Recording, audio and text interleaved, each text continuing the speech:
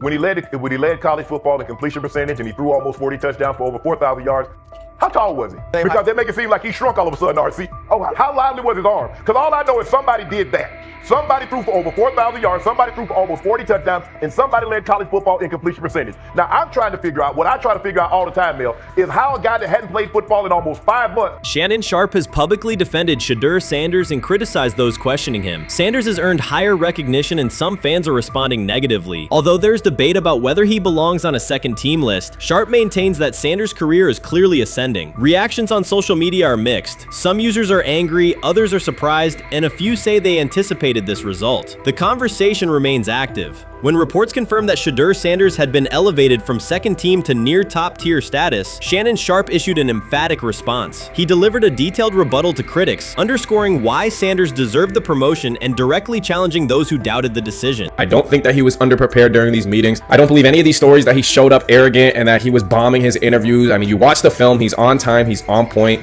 You watch his interviews, he answers like a 10-year NFL veteran. Like, he's clearly dominating OTAs. It's every single day there's a new report of how well he's doing for the Browns in OTAs. And I mean, you can say what you want, it's just OTAs. Okay, if that's your new narrative, then he's doing exactly what he needs to be doing. He's on point, he's on time, he's getting the respect of his teammates, and he's making plays. So we're gonna see years down the line, something's gonna come out that I don't know what exactly it was, but something will come out. Critics have been waiting for an opportunity to dismiss Sanders. They labeled him overrated, accused him of benefiting from nepotism, and claimed his profile came only from his last name and polished image. Within their own echo chamber, they cited every game in which he fell short of huge passing numbers as validation of their doubts. Since Sanders has begun receiving formal recognition, criticism has escalated. A wave of self-appointed analysts is dissecting his throwing mechanics and team role, and many online commentators now argue that his promotion reflects deeper problems within the sport. Shannon Sharpe rejected each criticism directed at Shedeur Sanders. During the broadcast, he turned a routine segment into a detailed examination, acting as presenter, interrogator, and fact-checker. Sharpe walked viewers through game film, season statistics, and scouting reports to show why Sanders merited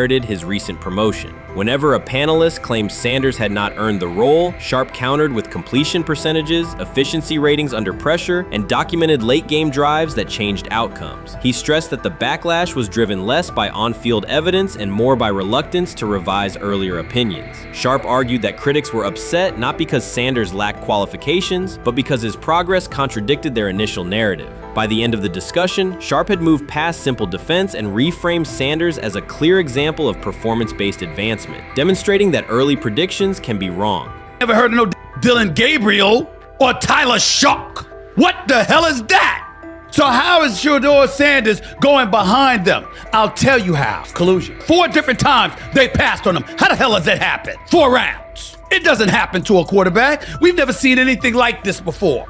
Shedeur Sanders with the watch. Shedeur Sanders with his bravado. Shedeur Sanders with this supposed arrogance or whatever. Shedeur Sanders' advancement did not happen by chance. While detractors questioned his resume online, he continued to prepare, attend every practice, and deliver accurate throws under pressure. The contrast between his output and the complaints directed at him has been stark. Some critics even argued the selection committee was, quote, biased toward performance, as if rewarding strong play were improper. Rumors quickly followed. Certain commentators speculated that a public relations push from the Sanders family must have influenced voters, suggesting everything from coordinated media strategies to alleged favors for coaches. None of these theories addresses the basic point. Sanders earned his promotion through consistent production, poise in the pocket, precise ball placement, and efficient decision-making. Shannon Sharpe highlighted these facts during his response. He noted that Sanders' performance metrics justify the recognition and emphasize that resistance to the move stems more from prior prejudice than from substantive evaluation. For Sharpe, the goal was clear: present the data, challenge unfounded claims, and correct the narrative. The discussion therefore became a broader statement about acknowledging merit and abandoning outdated assumption. Colin Cowherd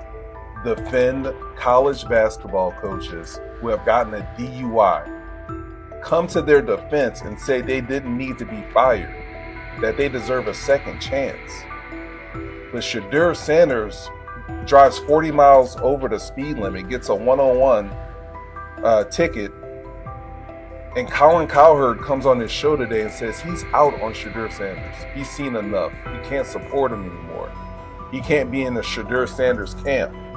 because of the speeding ticket. Shannon Sharpe addressed commentators who portray constant doubt as expertise. Those who discount strong performances with "we'll see" but declare bust after a single mistake. He noted their belief that progress only counts if an athlete visibly struggles. Sharpe's response was methodical rather than emotional. He presented evidence, cited statistics, and calmly refuted each claim. Following his remarks, several critics began revising or deleting earlier posts, recasting themselves as longtime supporters of Shedeur Sanders despite having questioned him for months. Sharpe insists on accountability, naming specific individuals and dates while requesting public acknowledgement of prior errors. He argues that analysts cannot spend months undermining a player's potential and then quietly adopt a supportive stance once the athlete succeeds. These are serious, big-time, top-of-the-line playmakers that they have. If you can go 45-42 in the fourth quarter because your quarterback set the school record with 510 yards passing.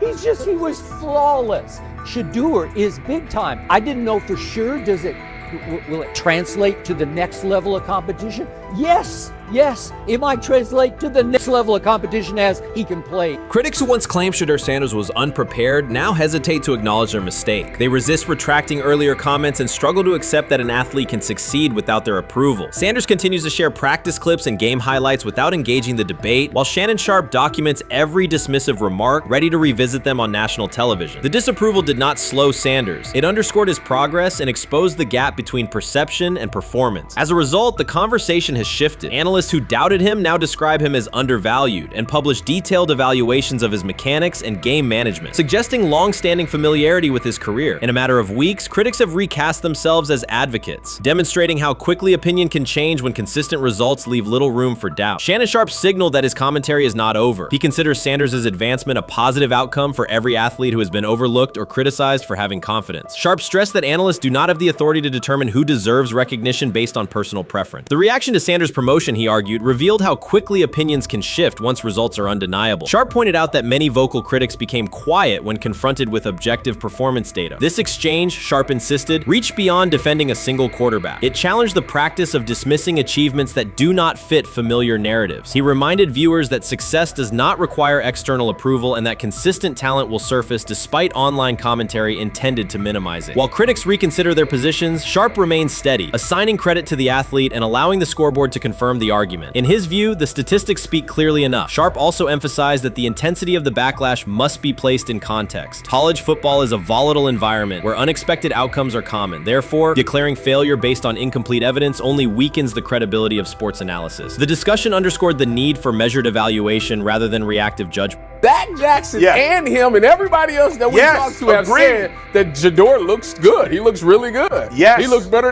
And we got Zach that say Dylan Gabriel ain't even an NFL quarterback. It's true. So how is it that this man can't get a rep with the ones, but that non-NFL quarterback can? We all what agree with sense that. does that make? Some observers now claim that recognizing Shedeur Sanders' strong performance undermines football's traditional standards, even though they previously argued he received coverage only because of his father. Faced with Sanders' current statistics, those critics are searching for explanations that fit their earlier narrative. The data have always been clear. Their earlier objections ignored that fact. Shannon Sharpe is openly highlighting this reversal, comparing past negative remarks with Sanders' recent 400-yard games to demonstrate the gap between criticism and evidence. Sharpe did not force these commentators to backtrack. He simply displayed their earlier claims alongside Sanders' results, allowing the contrast to speak for itself. Watson says he has been mentoring Shedeur Sanders at the quarterback position.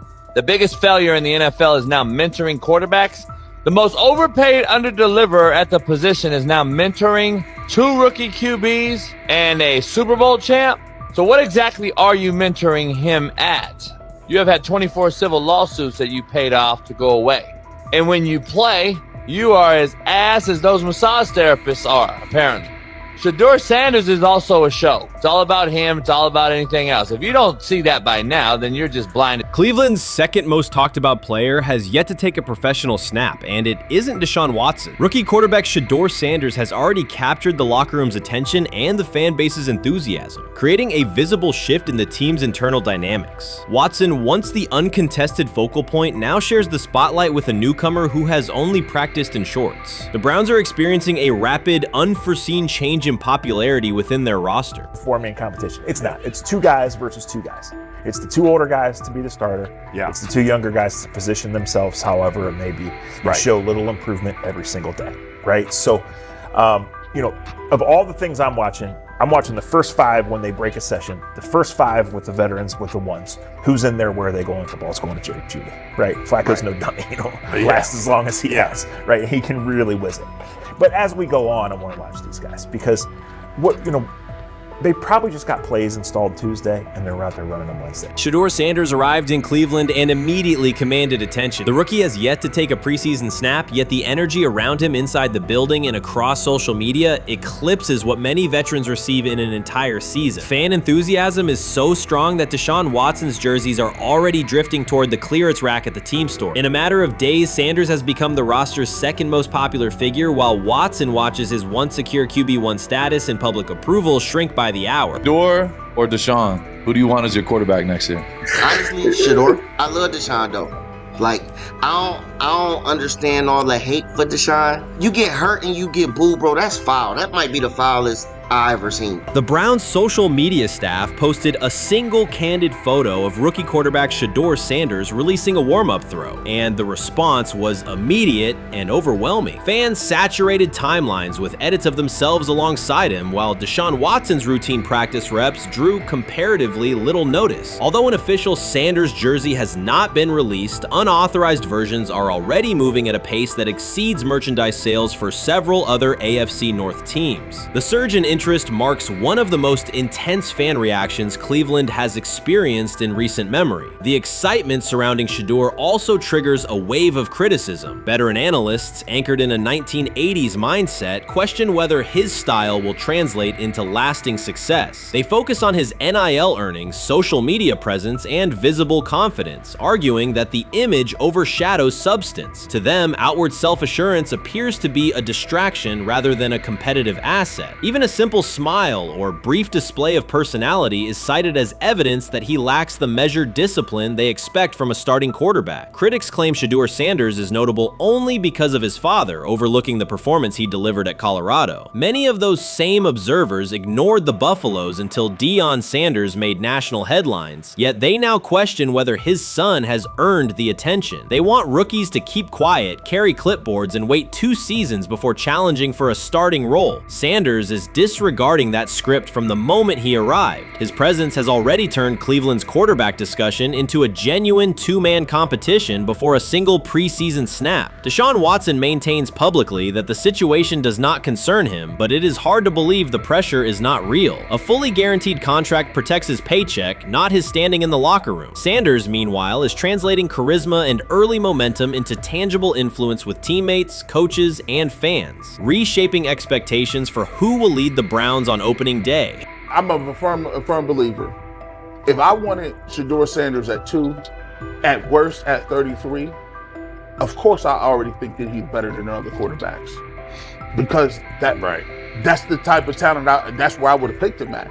And if he was at 2 or 33, and he still had the same exact skill set, we will be talking about him starting and playing. Right. Well, there'd only be 3 quarterbacks. It'll be 3 quarterbacks, not 4. Not 4, yeah. But since he moved to the 5th round, that's cool. They might have to go along with it. But to me, I think if you ask who got the best tools, I'm going with Shedeur. Shedeur Sanders has not taken a single professional snap, yet discussion about him has split NFL social media into 2 camps. One side already argues he should start immediately. The other worries about what that means for veteran quarterbacks like Deshaun Watson. Reporters now line the perimeter of Browns camp, scrutinizing every inconsistency in Watson's spiral and every precise throw from Sanders during drills. Each well-placed pass is clipped, posted to TikTok, and captioned as evidence of a future QB1. Cleveland is no stranger to quarterback drama, but this situation is different. Rather than cycling through another unproven starter, the franchise is dealing with a rookie who entered with more polish, public attention, and perceived readiness than most first-year players. Fans chant Sanders' name before he has appeared in a preseason game, while the established starter works to maintain his relevance. The atmosphere is not yet a full controversy, it is a countdown. Traditional analysts insist on the importance of experience and respecting the process, yet Sanders is progressing on the timeline set by the supporters who already view him as the next leader of the offense. Shedeur Sanders did not treat day 4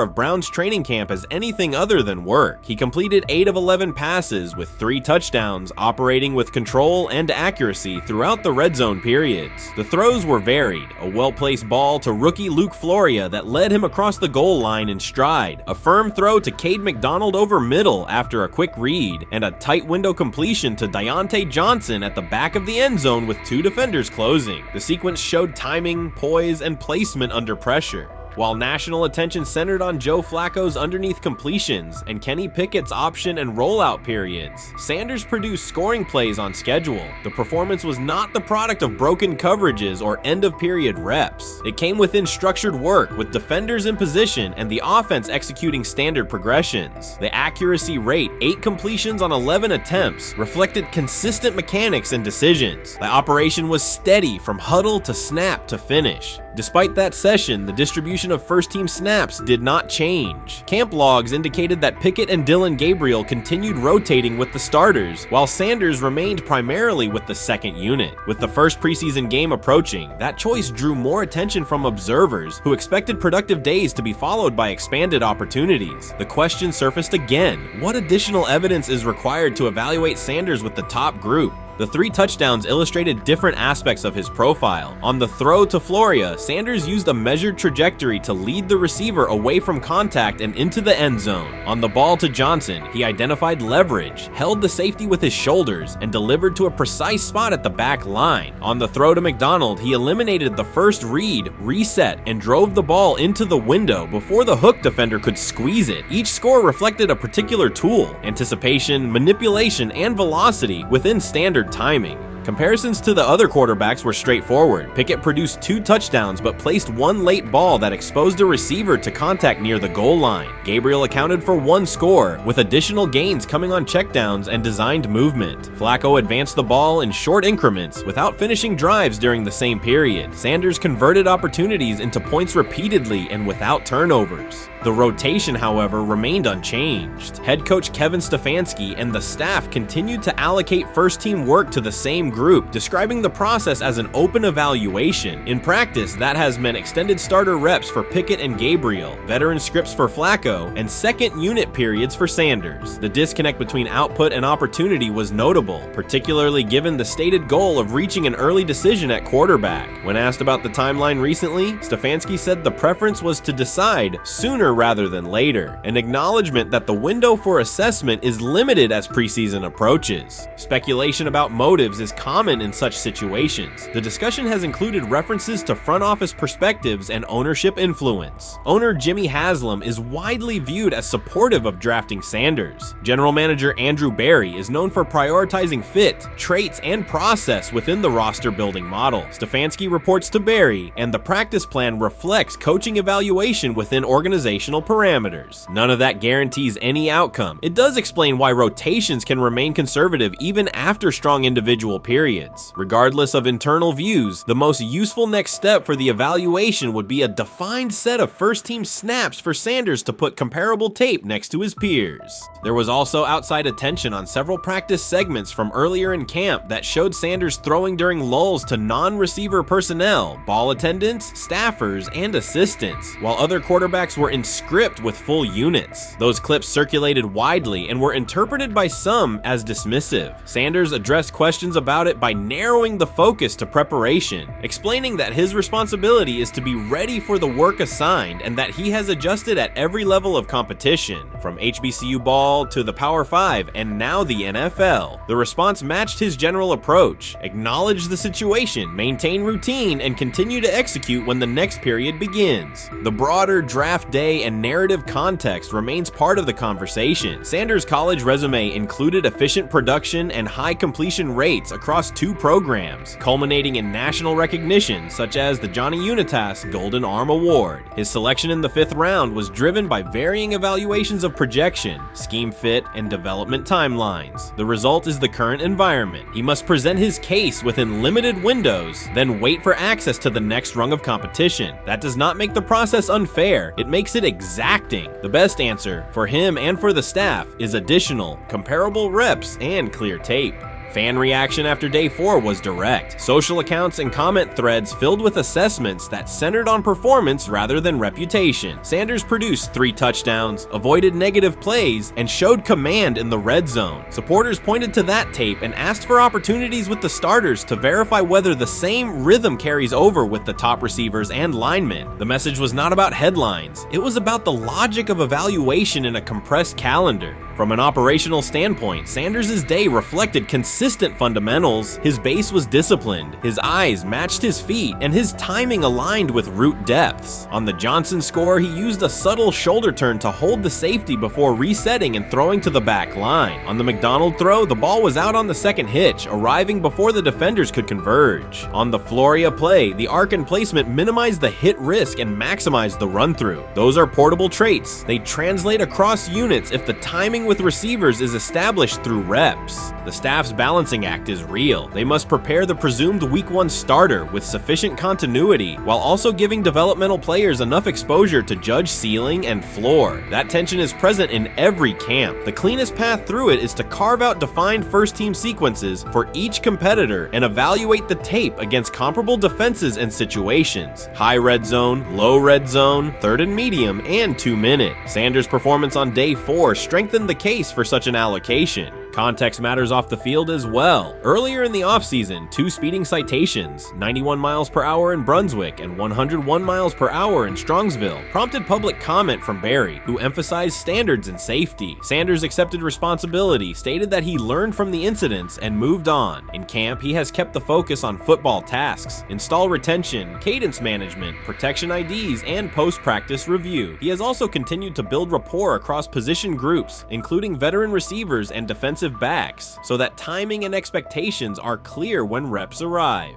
None of this diminishes the experience of the veterans in the room. Flacco has decades of film, Pickett has multiple seasons of NFL starts, and Gabriel brings mobility and a defined collegiate profile. It does, however, underscore the purpose of camp, to align decisions with current performance. Sanders produced the most efficient scoring period of the day. The next logical step is to see that operation with the starting unit, document the results, and compare them to the other candidates under the same conditions. The preseason opener will compress timelines further. Install packages expand, and coaches begin to narrow personnel groupings. If the objective is to identify the quarterback who can operate the offense most cleanly on Sundays, then structured exposure now will give the staff better information later. A small but deliberate set of first-team snaps for Sanders, scripted early downs, a third down sequence, and a red zone series would provide data without disrupting broader preparation. Until that occurs, Sanders can only continue to control process and execution. Day 4 showed what that looks like when opportunities align. Efficient reads, disciplined mechanics, and finishes in the end zone. He did not seek attention for the sequence. He put it on tape. If the evaluation remains consistent with the stated competition, comparable snaps should follow. If they do, the staff will have a clear, side-by-side measure. If they do not, the question from observers will remain the same. What more needs to be seen to justify the look?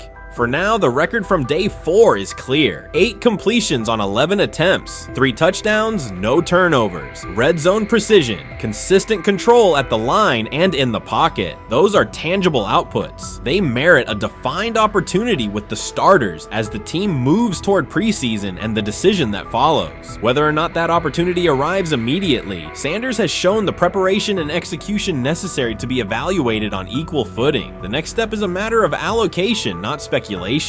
You first, when you take a look at both of these QBs, who had the most impressive start so far in the preseason? Well, to me, it was Shedeur. I didn't see any interceptions when he was out there. Did you see anything like that? I mean, don't get me wrong. I don't think Dillon Gabriel did a bad job. I was impressed with the brother, but I'm going to go with Shedeur. You know, the pressure was on him. The spotlight was on him. Stephen A. Smith didn't just call out Dillon Gabriel. He held him accountable and made him rethink his comments. The moment Dillon Gabriel spoke and went after Shedeur Sanders, it wasn't a minor slip. He crossed the line and stepped directly into Stephen A. Smith's wheelhouse. And Smith answered with a clear, direct response that left no room for misinterpretation. The comparisons were emanating from the media more so than anybody else. And that's what I think, that's exactly who I think he was directing his comments towards. Having said that, Dillon Gabriel, respectfully, it was stupid. A very dumb comment to make. First of all, let me tell you something right now.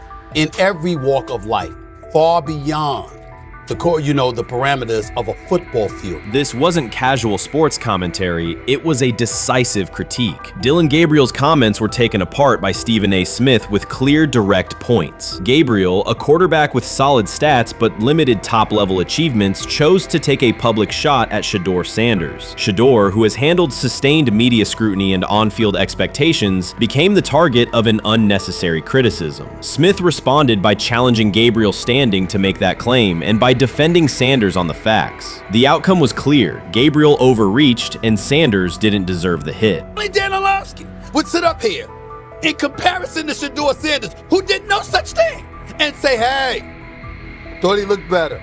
I thought, I got to give him the edge here. I thought it wasn't bad. A pick six and a fumble, and we can get over fumbles. Have you heard anybody say that? I know it's possible. Have you ever heard anybody say, we get over? Stephen A. Smith responded immediately. As soon as Dillon Gabriel made his comments about Shedeur Sanders, Smith delivered a clear, point-by-point critique that drew national attention across the NCAA media cycle. Dillon Gabriel has a reputation as a good quarterback, not a dominant one. He can post strong numbers against opponents like Tulsa, but his performance has been inconsistent when the stakes and competition rise to playoff level. Well, those who produce get treated differently than those who don't.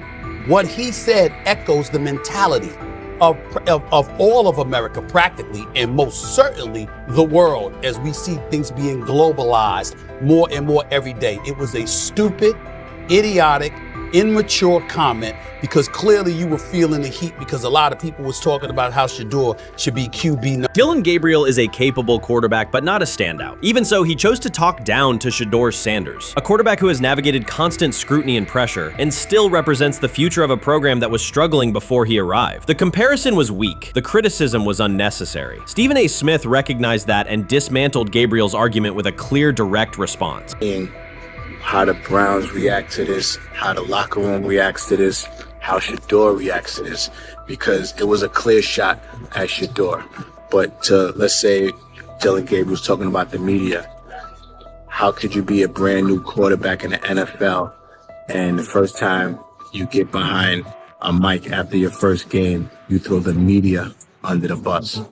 That's arrogance. Stephen A. Smith excels in moments like this. When Dillon Gabriel made his remarks about Shedeur Sanders, Smith responded with a focused, direct critique. He questioned Gabriel's standing to make that claim, noting that Gabriel has transferred between programs and has not been a Heisman finalist. Without theatrics, Smith laid out why Gabriel's resume doesn't justify taking public shots at Sanders. Smith's point was clear. Targeting Shedeur Sanders, a quarterback central to his program's future and consistently under intense scrutiny, was misplaced. Gabriel's criticism lacked the substance to support it, and Smith methodically showed why. Today on his 42nd I want you to be meaner birthday. That's number one. Number two, after the game, the Browns head coach Kevin Stefanski said there was a mix-up in the routes and that players were in the area that they shouldn't have been. Look at Stephen A's face. Look at Stephen A's